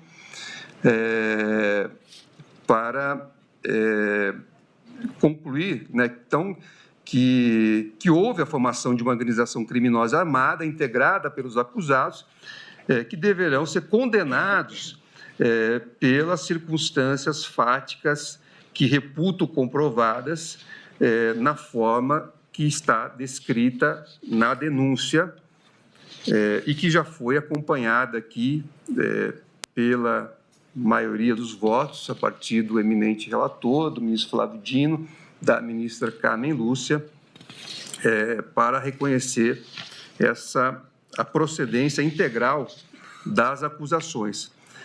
No meu voto também faço uma descrição individualizada da conduta de cada um dos corréus, também apenas para aqui fazer uma rápida passagem, inclusive porque já foi hoje relembrado pela ministra Carmen Lúcia, diversos fatos que estão aqui devidamente demonstrados. Em relação ao Alexandre Ramagem Rodrigues, há elementos que corroboram de forma extrema de dúvida a utilização da estrutura da ABIN como veículo de apoio às ações de monitoramento de autoridades públicas e fomento à instabilidade institucional. Denota-se o uso da estrutura estatal para interferência em investigações particulares, a indicar o desvio de finalidade em favor de uma posição ideológica, com anuência durante a gestão de Alexandre Ramagem. Cito aqui o arquivo Bom Dia, Presidente, que indica a evidente mensagem ao mandatário da República, ações que nunca poderiam corresponder às atribuições próprias do diretor-geral de uma agência de inteligência. O documento começa dizendo que, aspas, reunir grupo técnico de confiança para trabalho de aprofundamento da urna eletrônica. Evidentemente que não se trata de uma ação oficial da instituição, porquanto não há registro de instituição formal de grupo de trabalho. Mais do que isso, o acusado adiantou o resultado do grupo de trabalho, o que afasta qualquer caráter técnico do documento. Já naquele material constava, aspas, já há como concluir que será apontada vulnerabilidade na transparência técnica e na governança exclusiva do tribunal. Eu continuo também analisando outros documentos do acusado, por exemplo, com outros agentes aqui envolvidos, para concluir que Alexandre Ramagem trabalhava dolosamente para planejar estratégias de desinformação que vieram a ser deflagradas posteriormente, atuando em favor da organização criminosa e respondendo, na forma do artigo 29 do Código Penal, pelos resultados que permitem o enquadramento típico de sua conduta.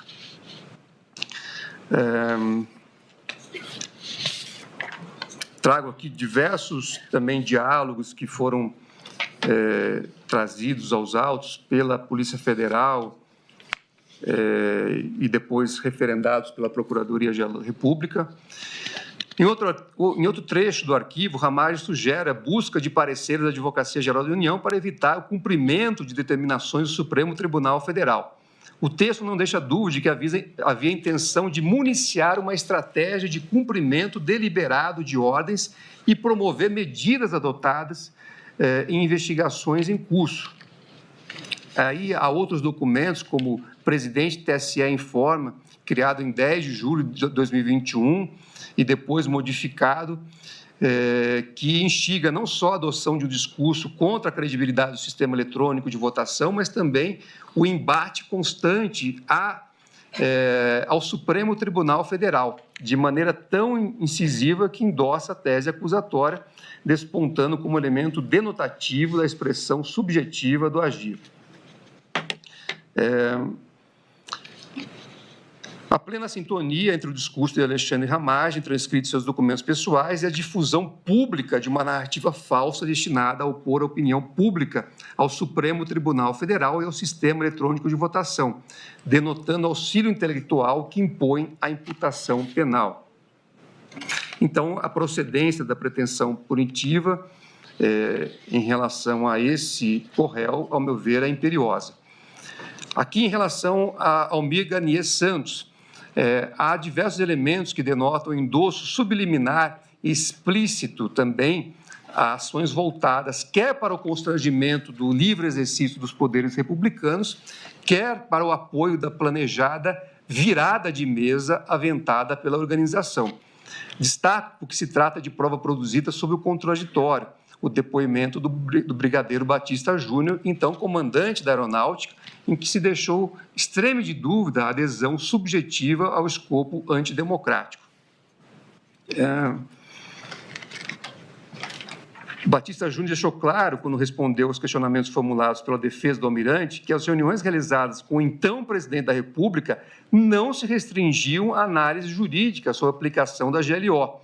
A defesa não trouxe qualquer elemento capaz de descredibilizar a testemunha, que não tinha interesse algum em falsear a verdade contra o militar da ativa. O cotejo de declarações do general Freire Gomes perante a autoridade policial, com depoimento prestado em juízo, revela que, na referida reunião, todos os comandantes das Forças Armadas ficaram surpresos com a posição apresentada pelo então presidente da República. A surpresa dos comandantes denota que a proposição somente poderia ser votada para a desconstituição da ordem democrática do país, já que, em seguida, o próprio Freire Gomes advertiu o presidente que ele poderia ser responsabilizado ou preso, como reafirmou o brigadeiro Batista Júnior. Foi nesse contexto que o almirante Garnier manifestou apoio ao presidente. Diante da proposição de medidas voltadas para a desconstituição da ordem democrática do país, é evidente que o alinhamento de um braço das Forças Armadas por meio das palavras de seu comandante representa importante, se não fundamental, auxílio psíquico e material, sem o que as ações da organização não teriam tido prosseguimento. E aí eu também destaco outros elementos que foram coletados ao longo da instrução, também o fato do seu nome figurar nas anotações manuscritas do general Augusto Heleno como comandante Garnier, que sugere tratar esse nome aceito pelos mentores das ações da organização. O fato de Braga Neto determinar aos difusores de ataques digitais que elogiassem o acusado e a sintomática ausência do almirante na troca de comando em 2022. Cuida-se, como já destacado aqui, de ausência inédita em momento carregado de simbolismo máximo em se tratando de instituição mais hierarquizada e tradicional das Forças Armadas. Então, também, à luz desses elementos que eu me referi e trago com detalhes do meu voto, entendo que é imperiosa a procedência da pretensão punitiva em relação a esse corréu. Em relação a Anderson Gustavo Torres, as contingências do fato evidenciam que ele aderiu ao escopo da organização e, para além disso, contribuiu diretamente para a elaboração da narrativa falsa sobre a inidoneidade do processo eleitoral, uma vez que propagou informação pública avalizada na condição de ministro da Justiça e de Segurança Pública do então governo federal. Tem razão a Procuradoria-Geral da República quando afirma que o acusado buscou endossar, em vários momentos, as falas do ex-presidente com argumentos pretensamente técnicos, com o escopo de insuflar a população contra as instituições democráticas. Também vejo razão com o órgão ministerial quanto à ingerência do acusado no emprego da estrutura da Polícia Rodoviária Federal no segundo turno das eleições de 2022. Várias falas transcritas não são oriundas de qualquer servidor, mas sim do então ministro da Justiça e Segurança Pública, delegado da Polícia Federal, pessoa com formação suficiente para compreender a envergadura da ilicitude das declarações e do impacto que poderiam ter na opinião pública. A autoridade, é indiscutível, valeu-se de uma retórica dissociada da realidade para convencer o auditório da inidoneidade das instituições relacionadas ao processo eleitoral. Eu também trago, enfim, outros elementos, como a participação de Anderson Torres na reunião com Suvinei Vasquez, no dia 9 de outubro de 2022, para tratar das operações a serem realizadas no segundo turno das eleições. E depois prossigo com várias referências a esses e a outros fatos.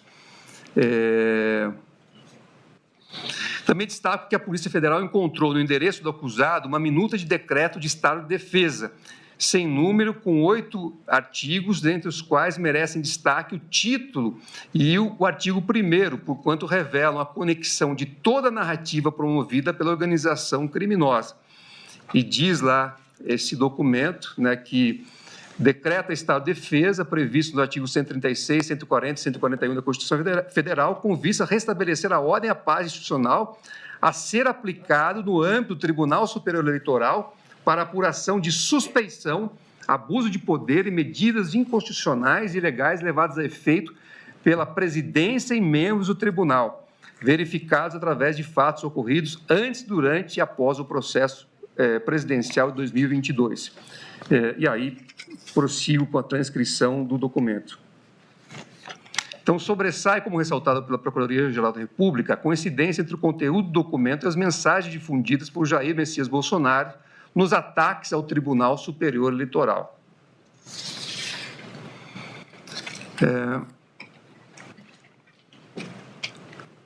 Reitero que a apreensão de minuta propositiva de estado de defesa, acautelada na residência do acusado e estranha às atividades próprias do cargo que exercia, constitui indício robusto a corroborar os demais elementos coligidos acerca de sua adesão subjetiva às ações da organização criminosa. A última ação comprobatória da participação de Anderson Gustavo Torres na série de atos objeto do julgamento compreende na sua conduta enquanto secretário de Segurança Pública do Distrito Federal, nomeado pelo governador Ibanez Rocha em 2023. O ponto da responsabilidade do acusado reside em sua omissão quanto à articulação entre as diversas forças de segurança, atribuição indiscutível da Secretaria e não compreende somente difusão prévia de informações, senão a articulação constante em tempo real. Aí eu cito, enfim, a questão da viagem, o relatório que foi encaminhado numa sexta-feira, supostamente não foi aberto, apenas na segunda-feira seguinte, quando a atuação demandava uma atuação permanente e em tempo real, como eu disse, do acusado pelo cargo que ele exercia. Então, diante de todos esses fatos, que também estão detalhados no meu voto, entendo ser imperiosa a procedência da pretensão punitiva em relação a esse co-réu. Augusto Heleno Ribeiro Pereira. Quanto ao denunciado Augusto Heleno, verificou-se que a presença de um relevante quadro do Exército Brasileiro servia para avalizar os discursos e conferir plausibilidade assertiva proclamada pelo então presidente da República de que, em um cenário de corrupção sistêmica do sistema eleitoral, as Forças Armadas deveriam ser chamadas a intervir. Isso ocorreu de forma bastante incisiva na já referida live de 29 de julho de 2021, na reunião ministerial de 5 de julho, em que o general foi interrompido pelo então presidente Jair Bolsonaro ao mencionar estratégia de infiltração de agentes da ABIN durante o acompanhamento do processo eleitoral. E aí cito toda, com detalhes, enfim, a dinâmica daquela situação.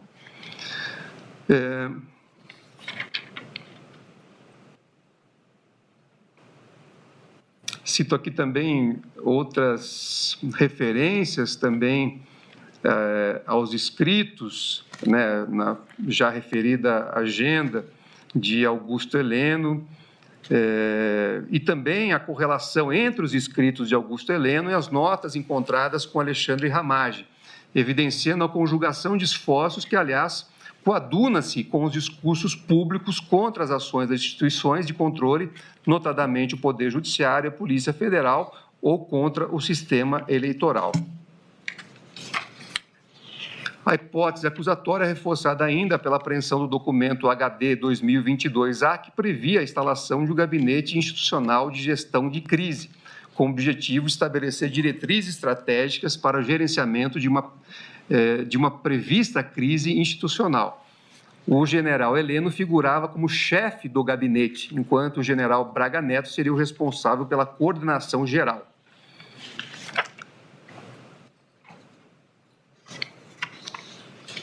O acusado era justamente o ministro-chefe do Gabinete de Segurança Institucional e declarou que não sabia que estava sendo discutida no alto comando das Forças Armadas, por meio de sucessivas reuniões, uma virada de mesa por meio do decreto de medidas de exceção. Mesmo assim, Augusto Heleno, como já dito hoje pela ministra Carmen Lúcia, foi convocado às pressas no evento de formatura do Neto para uma reunião emergencial com o então presidente da República, a ponto de pedir o uso do avião da FAB, o que jamais havia solicitado, segundo suas próprias palavras. E, sem qualquer explicação, disse que a reunião não aconteceu. A versão é absolutamente implausível. Daí porque a participação do acusado Augusto Heleno Ribeiro Pereira durante todo o iter crimes das ações é incontestável. O réu forneceu auxílio intelectual e material a partir do prestígio de que dispunha perante as Forças Armadas para viabilizar o intuito de descredibilização do sistema eleitoral e para insuflação da população contra o Poder Judiciário e as instituições da República. Então, diante disso e de outros elementos, também entendo que a procedência da pretensão punitiva é imperiosa em relação a esse co-réu. Jair Messias Bolsonaro. Segundo a Procuradoria-Geral da República, Jair Messias Bolsonaro era o líder da organização criminosa armada estabelecida com o escopo de se perpetrar no poder. Foi ele o principal articulador e maior beneficiário dos atos executórios voltados à tentativa de ruptura do Estado Democrático de Direito, tendo atuado para instrumentalizar a presidência da República a fim de disseminar narrativas falsas sobre o sistema eleitoral, num primeiro momento, e depois para cooptar o apoio das Forças Armadas a fim de promover um golpe de Estado. A Procuradoria-Geral da República aponta a atuação de Jair Bolsonaro no momento das manifestações antidemocráticas com o suporte moral e material do seu governo e seu entorno, culminando nos atos do 8 de janeiro de 2023, que são vistos, aliás, como desdobramento de uma estratégia sistemática de contestação à vitória eleitoral e incentivo à ruptura institucional. Antecipo não ser verdade, diferentemente se falou na defesa técnica do réu, que as hipóteses acusatórias têm um lastro fundamentalmente nas palavras do colaborador. Ao contrário, muitos dos fatos que envolvem a participação do ex-presidente Jair Messias Bolsonaro foram materializadas de forma pública em manifestações nas quais o esgarçamento das relações institucionais se apresentava como estratégia política populista, mas cujos contornos mais ilegítimos foram revelados por um universo robusto de provas documentais e testemunhais, dos quais a acusação é apenas um capítulo. Inclusive, diminuto, porque presente a tentativa por parte do colaborador de minimizar a posição de liderança do denunciado, tal como exposto aqui ao longo do meu voto. Não se cuida, assim, de proceder a qualquer decisão com assento apenas nas declarações do colaborador, provimento, inclusive, que encontra a vedação expressa no artigo 4º, parágrafo 6º, inciso 3 da Lei 12.850. Compreendo que a Procuradoria-Geral da República teve êxito em demonstrar que os discursos públicos do ex-presidente da República não representaram o exercício regular do direito de crítica, mas uma estratégia de corrosão progressiva da confiança pública nas instituições democráticas, como afirmado na peça ministerial. Na live de 11 de julho de 2021, Jair Bolsonaro formulou ataques ao sistema eleitoral, questionando-lhe a lisura e, igualmente, a conduta de ministros do Supremo Tribunal Federal, ao que se seguiu a insinuação de que as Forças Armadas teriam um papel de garantidoras da ordem. Poucos dias depois, em 3 de agosto de 2021, durante entrevista no programa Pingo nos Is, da Rede Jovem Pan, o acusado afirmou falsamente que um hacker havia obtido um código-fonte das urnas eletrônicas, fato que teria sido acobertado pelo TSE. Afirmou reiteradas vezes que o ministro Luiz Roberto Barroso mentia que o TSE havia apagado os logs. Por ocasião das comemorações de 7 de setembro de 2021, novamente, Jair Bolsonaro voltou a ameaçar o Poder Judiciário e incitar manifestações contra o seu livre exercício, conforme já tive a oportunidade de mencionar ao longo do voto. Houve ainda uma escalada no tom das provocações. Na reunião ministerial de 5 de julho de 2022, as falas do réu apresentaram uma versão sabidamente verídica sobre a vulnerabilidade do sistema eleitoral brasileiro. O ex-presidente também conclamou os ministros presentes a difundirem essas desinformações, utilizando a estrutura estatal para tanto. Mais do que isso, acusou ministros do Supremo Tribunal Federal de receberem milhões, sugerindo, de forma absolutamente falsa, corrupção no Tribunal Superior Eleitoral. Inquirido pelo ministro relator, inclusive, o acusado afirmou: não tem indício nenhum, senhor ministro, tanto que era uma reunião para não ser gravada, era um desabafo, uma retórica eu usei. Se fosse outros 3 ocupando, eu teria falado a mesma coisa. Evidente, pois, que a intenção dolosa não se voltava às pessoas que ocasionalmente ocupavam suas legítimas funções constitucionalmente atribuídas. Ao avesso, o dolo direcionava o vilipêndio da imagem e da credibilidade do TSE como instituição.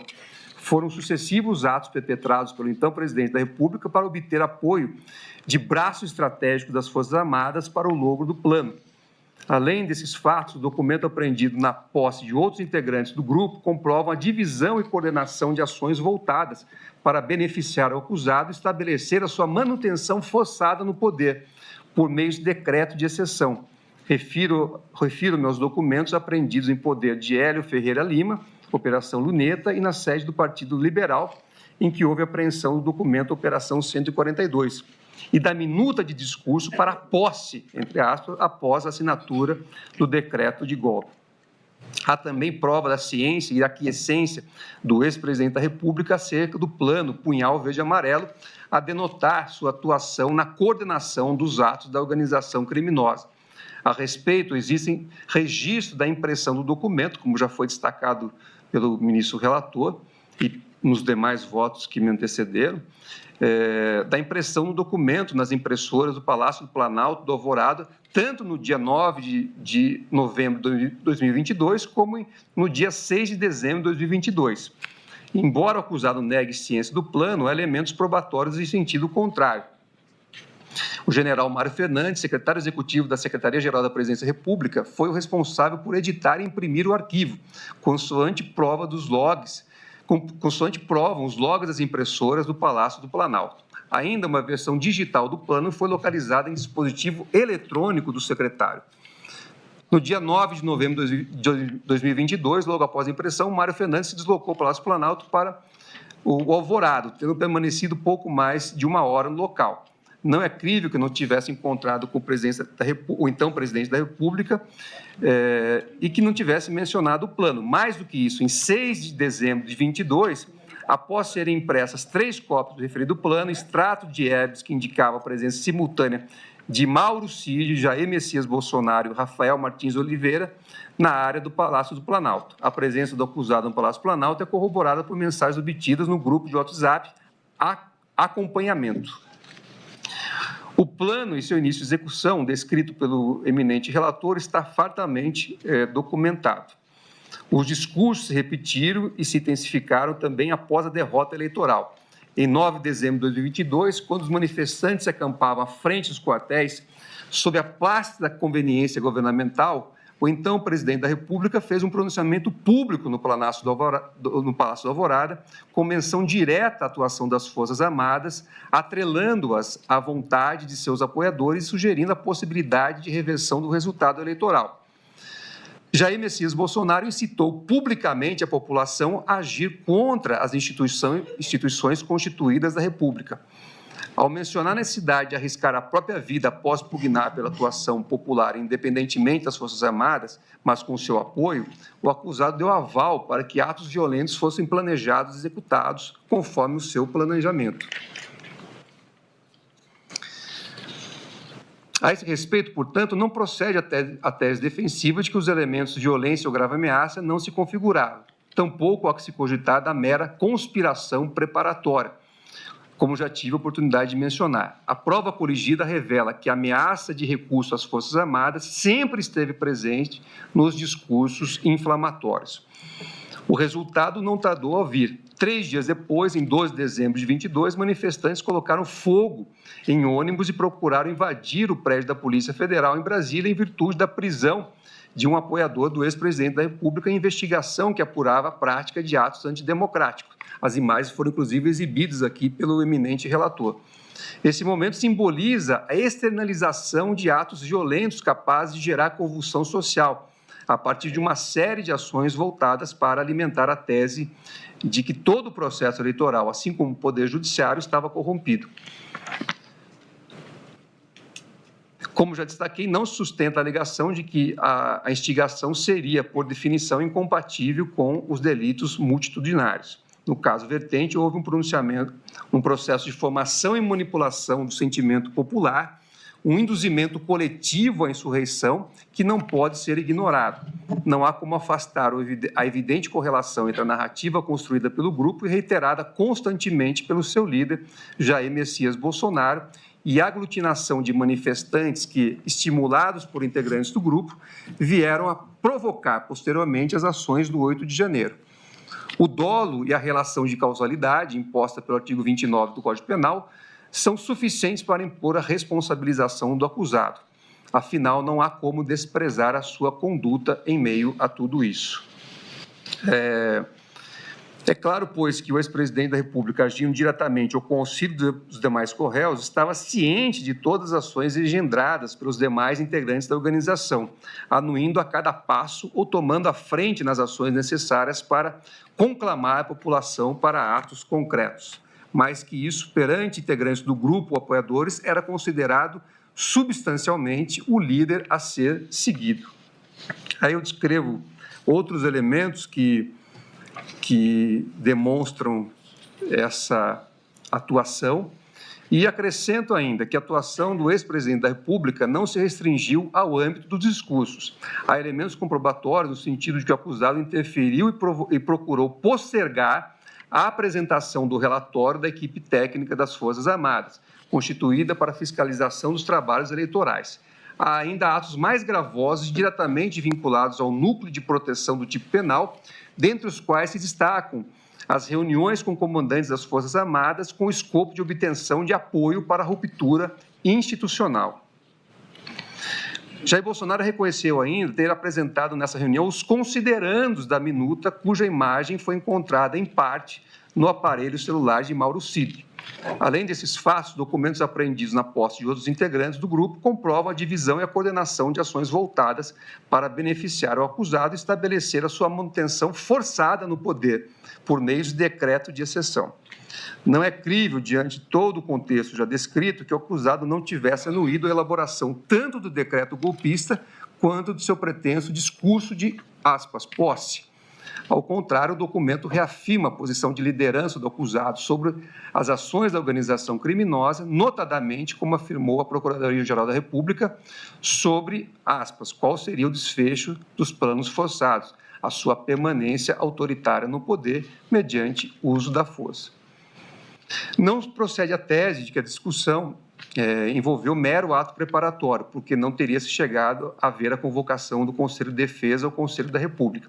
É esperado que a assinatura do decreto somente seria levada a efeito quando fossem reunidas todas as condições para que a ação fosse exitosa. Para isso, foram engendradas diversas estratégias, desde a tentativa de convencimento das Forças Armadas, ou parte delas, até o fomento de ações irruptivas que resultaram no 8 de janeiro.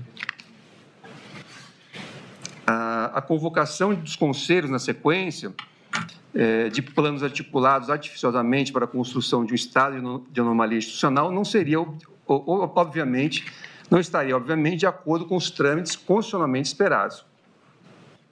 Logo, nenhuma deferência à Carta Constitucional era se esperar no espectro de atuação da organização criminosa. Em suma, todos os elementos revelam que a tentativa de golpe de Estado havia sido planejada com esmero e já se encontrava em curso, com ações voltadas para viabilizar o melhor momento da sua deflagração, contando com a ciência e contribuição por meio de ações e omissão do réu Jair Messias Bolsonaro, o maior beneficiário dos atos. Assim, a procedência da pretensão punitiva em relação a ele também é imperiosa. Mauro César Cid, que é o colaborador, também eu trago aqui em meu voto diversos elementos que indicam a adesão subjetiva desse co-réu ao escopo do grupo, com a participação ativa na articulação de ações entre os diversos núcleos da organização criminosa.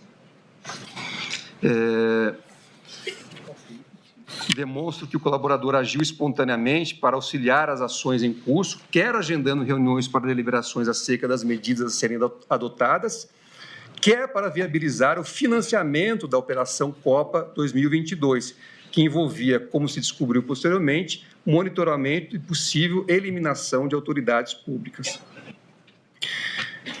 Impôs-se, pois, a conclusão pela procedência da pretensão acusatória em sua integralidade, tanto em relação aos delitos de integrar a organização criminosa, como tentativa de abolição do Estado Democrático de Direito e golpe de Estado, como também em relação aos tipos penais de dano ao patrimônio público da União e dano ao patrimônio tombado. Paulo Sérgio Nogueira de Oliveira. Quanto ao réu, compreendo igualmente preenchidos os requisitos para sua responsabilização, na integralidade posta na denúncia. A acusação se baseia em ações concretas do acusado para minar a credibilidade das instituições eleitorais, com sua fala na reunião ministerial de 5 de julho de 2022, na qual utilizou expressões contundentes, como comparar a situação a uma linha de contato com o inimigo. Na ocasião, ele afirmou que a Comissão de Transparência Eleitoral era, aspas, para inglês ver, e sugeriu um alinhamento das Forças Armadas no embate contra o TSE. Destaca o tom ameaçador ao mencionar reuniões semanais com os comandantes de força para decidir, aspas, o que pode ser feito, com o objetivo de reeleger o então presidente. A intenção era, evidentemente, normalizar a interferência das Forças Armadas no processo eleitoral, o que já configura um elemento do tipo penal do artigo 359-R do Código Penal. Ademais, o general agiu para interferir no processo eleitoral ao adiar a divulgação do relatório de fiscalização das urnas, como já foi amplamente aqui dito, ao emitir 2 notas oficiais com o nítido intuito de desacreditar as instituições. Ele forneceu de forma incontroversa e pública relevante auxílio material e intelectual para que as ações da organização criminosa pudessem seguir adiante, seja por meio de estratégias voltadas à descredibilização do sistema eleitoral, seja pela instigação com base em teorias conspiratórias e ações violentas, como as que começaram a surgir já no final de 2022. Eu prossigo aqui também com diversos outros elementos que já foram trazidos nos votos que me antecederam, para concluir pela procedência da pretensão punitiva em relação a esse co-réu. Walter Souza Braga Neto. De acordo com a Procuradoria-Geral da República, a atuação de Walter Souza Braga Neto foi central dentro da organização criminosa que teria se instalado no país. As imputações detalham uma conduta delitiva multifacetada que abrange desde a coordenação de ações violentas até a cooptação de comandantes militares, valendo-se de sua elevada influência no núcleo decisório da Presidência da República. Braga Neto agiu para viabilizar os atos executórios relacionados ao monitoramento de adversários políticos, além de ter articulado ações com manifestantes, a fim de criar um cenário de instabilidade social que justificasse a ruptura institucional. Mais do que isso, segundo a acusação, ele trabalhou para o financiamento de atos operacionais voltados para a instabilidade institucional. Além disso, a acusação indica que o réu participou ativamente na ofensiva para desacreditar o sistema eletrônico de votação e as instituições democráticas. E isso foi plenamente também demonstrado no curso da instrução. Por fim, após a recusa dos comandantes do Exército e da Aeronáutica a apoiar o decreto golpista, Braga Neto é acusado de orquestrar ataques virtuais e campanhas de difamação contra os militares legalistas, com o escopo de pressionar os comandantes e fomentar entre os seguidores do então presidente da República a imagem de que eles eram, aspas, traidores da pátria alinhados ao, aspas, comunismo. A adesão subjetiva de Walter Souza Braga Neto à organização criminosa está presente em uma miríade de atos praticados e comprovados, não somente pela prova oral coligida, mas também substancialmente por documentos e diálogos recuperados em nuvens e constantes de aparelhos celulares apreendidos no curso da investigação, o que o colocam no epicentro das ações voltadas para deslegitimar o sistema eleitoral e a atuação do Poder Judiciário, monitorar autoridades públicas, colocando em início de execução plano que poderia resultar o óbito do ministro relator ou do presidente e vice-presidente eleito, e incitar manifestantes aglutinados, alimentando a esperança, aspas, de uma virada de mesa. Também prossigo com a análise de outros elementos que foram coligidos, que mostram a atuação ativa deste co-réu. Os autos revelam prova segura de que Braga Neto contribuiu com auxílio moral e material para a execução de monitoramento do ministro Alexandre de Moraes, no contexto da Operação Copa 22 e do planejamento do punhal verde-amarelo, cuja correlação com o quanto questionado pela defesa restou evidenciada no curso da instrução processual. Nesse contexto, o contexto da discussão evidencia que a intenção dos integrantes das Forças Especiais ao contatar o colaborador, eu descrevo aqui toda a ação do punhal verde-amarelo, que teve como eu disse, a participação também deste co-réu, para dizer, a liderança de Braga Neto dentro da organização criminosa, ressaltada em diversas passagens das alegações finais da acusação, está de fato evidenciada pelos reiterados diálogos mantidos com Mauro Cid e com integrantes de outros núcleos da denúncia, a revelar a posição central do acusado nas diversas estratégias planejadas e engendradas pela organização, com o escopo de realizar as ações voltadas para concretizar com êxito o golpe de Estado. Destaque, a seu respeito, a figuração em destaque ao chamado gabinete de crise, planejado pela organização. Então, por esses fundamentos, também entendo que a pretensão punitiva deve ser julgada procedente em relação a esse co-réu. De modo que, com essa apresentação do voto, concluo, que estou acompanhando integralmente o ministro relator Alexandre de Moraes para julgar integralmente procedente a denúncia apresentada pela Procuradoria-Geral da República.